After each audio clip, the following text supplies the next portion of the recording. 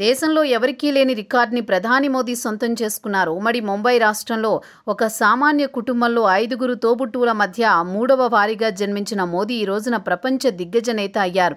ఆయన రాజకీయ జీవితం చూస్తే ముందే అంతా అనుకుని చేసినట్లుగా ఉండదు. కానీ ఎప్పుడైతే ఆయన ముఖ్యమంత్రి అయ్యారో అప్పటి నుంచి ఆయన లక్ష్యాలు మాత్రం ఖచ్చితంగానే పెట్టుకుంటూ ముందుకు సాగారు. అదే సమయంలో ఆయన తన దారిని రహదారిగా మార్చుకునే ప్రయత్నంలో చాలా ఖచ్చితంగానే ప్రవర్తించారని చెప్పొచ్చు. ఏకంగా 13 ఏళ్ల పాటు ముఖ్యమంత్రిగా చేస్తూ జాతీయ రాజకీయాలతో ఏమాత్రం దృష్టి పెట్టకుండా ఒకేసారి వచ్చి నేరుగా ప్రధాని అయిపోవడం మోదీకే చెల్లింది. అలా ఆయనది ఒక పెద్ద రికార్డు.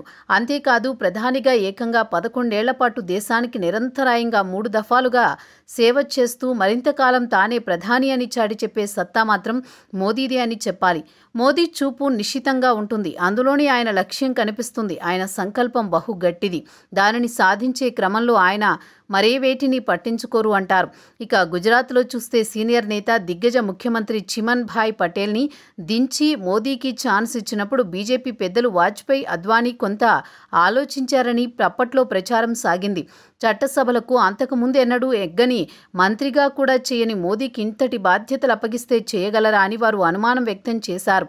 దాంతో చిమన్ భాయ్ పటేల్ని ఉప ముఖ్యమంత్రిగా చేసి మోదీని సహాయంగా ఉంచాలని ఒక ప్రతిపాదన వచ్చిందని చెబుతారు. అయితే మోదీ దానిని తిరస్కరించి తానేంటో నిరూపించుకుంటానని చెప్పి మరీ తన సత్తా చాటారన్నది కూడా చెబుతారు.